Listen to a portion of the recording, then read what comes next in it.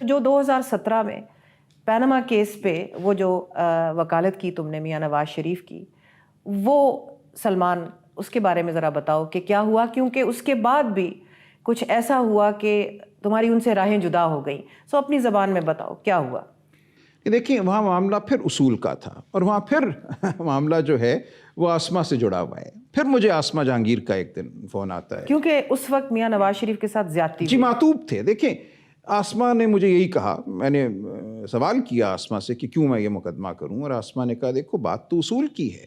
کیا یہ supreme court کو تھیٹر لگانا چاہیے؟ کیا سپریم کورٹ کو ایک خاندان اور ایک سیاسی جماعت کو معطوب کرنا چاہیے؟ یہ معاملے تو ٹرائل کورٹ کے ہیں، ان کو ٹرائل کورٹ میں جانا چاہیے، وہ احتساب عدالت ہو یا کوئی اور عدالت ہو، اور وہاں جس طرح مقدمے چلتے ہیں. یہاں پہ بیٹھ کر جس طرح مقدمہ یہ چلانے کا ارادہ کر رہی ہے، اور میں اس میں شروع میں نہیں تھا. یہ مقدمہ غالباً ستمبر اکتوبر 2016 سے، وہ 3-4 مہینے گزر چکے تھے، اور اس کے بعد یہ آسما کی انٹرونشن تھی یا کوئی اور وجہ تھی کہ ہمیں اس میں لایا گیا.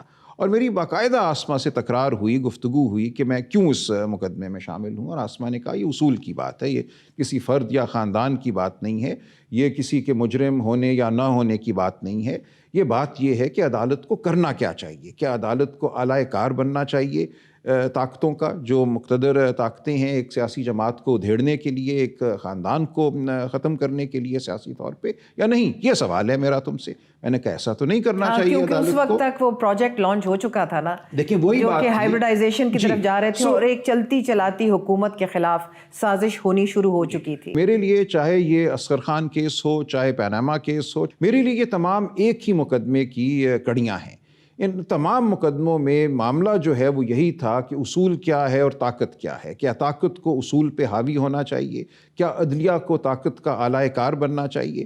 2017 میں بھی یہی معاملہ تھا، آج بھی یہی معاملہ ہے. تو میں وہیں کھڑا ہوں، میں وہی مقدمہ لڑ رہا ہوں، اسی اصول کے لیے کھڑا ہوں جس کے لیے میں 2017 میں کھڑا تھا. لوگوں کو آج راہیں جدا بالکل جدا نہیں ہوئی. دیکھیں جدا کا کوئی مقصد نہیں. وکیل تھے تم ان کے، اور تم نے مطلب وکالت ان کی، کیا وہ یہ سمجھتے ہیں کہ اس ٹھوس طریقے سے نہیں کی جس طرح کرنی چاہیے تھی، جس طرح آج کل وکالت ہو رہی ہے؟ نہیں ایسا نہیں ہے، ایسا نہیں ہوا. بالکل ٹھوس طریقے سے کی، اور جتنی کر سکتے تھے کی. اور اس زمانے میں اگر آپ دیکھیں ٹی وی پہ بھی بلکہ وکالت کی، ہر جگہ کی، اور ہر جگہ یہ کہا کہ جو ہو رہا ہے وہ درست نہیں ہے. لیکن جب ایک نظام میں طاقت کا اتنا عنصر ہو تو وکالت کا پھر کوئی رہتا نہیں وجود. ہم آج بھی جو کوشش کر رہے ہیں وہ اس لیے نہیں کر رہے کہ ہمیں یقین ہے کہ ہم کامیاب ہو جائیں گے، اس لیے کر رہے ہیں کہ یہ کوشش کرنا فرض ہے. اس دن بھی فرض تھا، اور اسی بھرپور طریقے سے تب بھی کی تھی. تب بھی یہ کہا تھا کہ عدالت کو اعلی کار نہیں بننا چاہیے، آج بھی یہ کہتے ہیں کہ عدالت کو اعلی کار نہیں بننا چاہیے. اس لیے ایسا کچھ نہیں ہے. دیکھیں مریم بی بی جب بری ہوئی ہیں اسلام آباد ہائی کورٹ سے، غالباً یہ ستمبر 2022 کا معاملہ ہے، جب وہ عدالت سے باہر نکلی ہیں تو نکلتے ہی انہوں نے ایک پریس کانفرنس کی، اور ان کا پہلا یا دوسرا جملہ اپنی والدہ کو یاد کرنے کے بعد یہ تھا کہ میں 2 لوگوں کا شکریہ ادا کرنا چاہتی ہوں جنہوں نے تاریک ترین لمحوں میں میرا ساتھ دیا اور میرے خاندان کا ساتھ دیا. ایک انہوں نے میرا نام لیا، اور ایک امجد پرویز صاحب کا نام لیا. تو پھر آج پی ایم ایل این کی ٹکٹ پہ کیوں نہیں الیکشن لڑ رہے؟ کیونکہ میں سمجھتا ہوں اصول کی بات ہے. میں تو اپنی جگہ سے نہیں ہٹا. میرا موقف یہ ہے کہ کسی بھی سیاسی جماعت کو اعلی کار نہیں بننا چاہیے. جس طرح عدلیہ کو اعلی کار نہیں بننا چاہیے طاقت کا، اسی طرح سیاسی جماعت کو بھی نہیں. جس سیاسی جماعت کے ٹکٹ پہ تم آج الیکشن لڑ رہے ہو، تو کیا اس کو اعلی کار بننا چاہیے تھا؟ انہیں مقتدر طاقتوں کا بننا چاہیے تھا.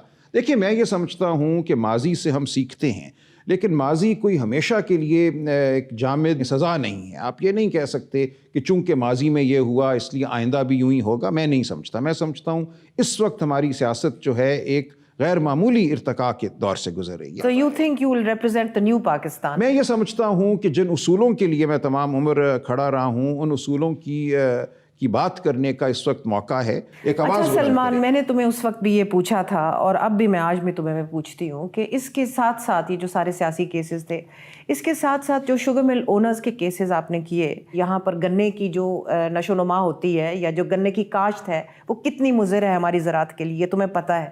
تمہیں پتہ ہے کہ ہم ایک ایرڈ کنٹری ہیں، ایک واٹر سٹریسڈ کنٹری ہیں، یہاں کماد ہونی ہی، یہاں گنا ہونا ہی نہیں چاہیے. خاص طور پہ جب بین الاقوامی قیمتیں چینی کی ہمارے اپنی قیمت سے کم پہ ہمیں مل سکتی ہیں، اور پھر ان کو سبسڈیز بھی ملتی ہیں. اور پھر تمہیں یہ بھی پتہ ہے کہ جو پولیٹیکل اکانومی آف شوگر ہے، وہ کس طرح شوگر بیرنز جو ہیں وہ یہ گھیر لیتے ہیں ساری سیاست کو، اور بار بار بالکل ٹھیک. اور یہ بھی تمہیں پتہ ہے کہ جب کوئی آمر طاقت میں ہوتا ہے یا وہ صاحب اقتدار ہوتا ہے اس وقت کتنے شوگر بیرنز کی یہ اس وقت ان کو ضرورت پڑتی ہے اور وہ کتنے پھر نمایاں کردار ادا کرتے ہیں. ان کے کیس بھی لڑے, نہیں دیکھیں, ان کے کیس بھی لڑے, نہیں ان کے لیے بھی ریلیف لیا. نہیں دیکھیں, یہ اس میں تضاد نہیں تضاد نہیں. دیکھیں, ایک تو بات ہے کہ کیا ایک انڈسٹری کو ہونا چاہیے یا نہیں ہونا چاہیے, یہ تو ایک بہت بڑا سوال ہے نا. اب ایک انڈسٹری ہے, موجود ہے, اس کے ساتھ ہزاروں لاکھوں لوگوں کا روزگار منسلک ہے. اگر اس کے حوالے سے کوئی غیر قانونی عمل ہوتا ہے, وہ شوگر مل ہی کیوں نہ ہو, یہ تو نہیں ہم کہتے نا کہ چونکہ یہ شوگر مل ہے اس لیے قانون کے برخلاف جا کے اس کو بند کر دو. اگر سیاسی اناد کی وجہ سے کسی شوگر مل اونر کو گرفتار کیا جاتا ہے یا سیاسی اناد کی وجہ سے کسی مل کو بند کیا جاتا ہے, نہیں تو یہ تو کیس نہیں تھا نا Salman. You can't say at the one hand کہ جی میں وکیل ہوں اور میں کیس لے سکتا ہوں کیونکہ یہ نہیں میں کہہ رہا, اور دوسری طرف کہ میں نظریاتی بھی ہوں, نظریاتی بھی ہوں, یہ دونوں چیزیں. میں بالکل ایسا کوئی کیس کبھی نہیں لیتا جو میرے اصول اور نظریے کے خلاف ہو. کہ ایک تو یہ بڑا معاملہ ہے نا کہ کیا شوگر انڈسٹری ہونی چاہیے پاکستان میں, کیا شوگر کی فصل ہونی چاہیے. You must have a view on this. What's your view on it? دیکھیے وہ تو ایک ویو ہوگا ایز این اکانومسٹ کہ جی اس ملک میں, نہیں میں مانتا ہوں, میرا اپنا جو جتنی میں نے پڑھائی کی ہے مجھے یہی لگتا ہے کہ اس ملک میں شوگر انڈسٹری نہیں ہونی چاہیے. لیکن اب ہے اس ملک میں اس وقت 80 ملیں ہیں پورے ملک میں. تو ظلم بھی تو ہے نا سلمان. ایک منٹ دیکھیں, اس کو بند کرنا ہے اگر آپ نے تو وہ تو کوئی طریقہ ہوگا نا, یا آپ ان کو نیشنلائز کریں گے, کوئی آپ قانون بنائیں گے. یہ تو نہیں ہوگا کہ آپ ڈی سی کو کہیں یا ایس پی کو. تم نظریاتی وکیل ہو, تم کہہ سکتے تھے نہیں جی یہ نہیں میں کروں گا. نہیں, اس میں کوئی ایسی بات نہیں تھی. میں یہ پوچھنا چاہتی ہوں کہ علیمہ خان سے تمہاری کب ملاقات ہوئی, کیونکہ ان کا بھی کیس آپ نے لے لیا. جی کیوں نہیں, علیمہ خان سے تو بچپن سے دوستی ملاقات ہے. دیکھیں لاہور جم خانہ میں جب میری عمر شاید 4-5 سال کی تھی, والدہ کے ساتھ ہم جاتے تھے وہاں. لیڈیز ایک سوئمنگ پول لیڈیز ٹائم ہوتا ہے جس میں غالباً 5 سال سے کم عمر بچوں کو اجازت ہوتی ہے. تو ہماری تو تب کی دوستی ہے, اس لیے یہ ایسی بات, اس کا کوئی سیاست سے تعلق نہیں ہے. پھر جب میرے والد صاحب کو کینسر ہوا, شوکت خانم ہسپتال سے ہمارا بہت گہرا تعلق, تو ہمارا بہت گہرا تعلق اس وقت ہو گیا. یہ تمام معاملہ جو ہے 2007-8-9 کا ہے. اس وقت بھی چونکہ شوکت خانم جاتے تھے, ڈاکٹر فیصل سلطان انتہائی نفیس شخصیت ہیں, ان کے ساتھ ساتھ علیمہ سے پرانی دوستی بھی تھی, پھر اس بیماری کی وجہ سے بھی. تو یہ ایک ذاتی ان کا جو اپنا ایک کیس تھا سمینہ سلطان کے ساتھ, جو ان کا ایک ذاتی کیس تھا, اس کا کوئی تعلق سیاست سے لیکن سیاست سے تو تعلق نہیں ہے, لیکن اس خاندان کے ساتھ آپ کی پھر وابستگی بھی ہوئی اور آپ کا اٹھنا بیٹھنا بھی تھا. پھر اس کے بعد میں دیکھتی رہی کہ تھوڑا سا تم اس طرف ذرا راغب ہوتے چلے گئے. میرا تعلق کوئی سیاسی نہیں تھا, ذاتی نوعیت کا تعلق تھا. لیکن جب کچھ معاملات مجھے لگا کہ اب اس طرف چل پڑے ہیں جہاں فوج کا عمل دخل سیاست میں اور ان کی سیاست میں بہت بڑھ گئے, تو میں کنارہ کش ہو گیا. 2014 کے بعد اکتوبر 2022 تک میری ایک ملاقات بھی نہیں ہوئی عمران خان صاحب سے. 8 سال کا اور اس دوران یہ بھی ہم یاد کر لیں, تم سے زیادہ کس کو معلوم ہے میڈیا کے اوپر کیا کیا قدغنیں لگیں.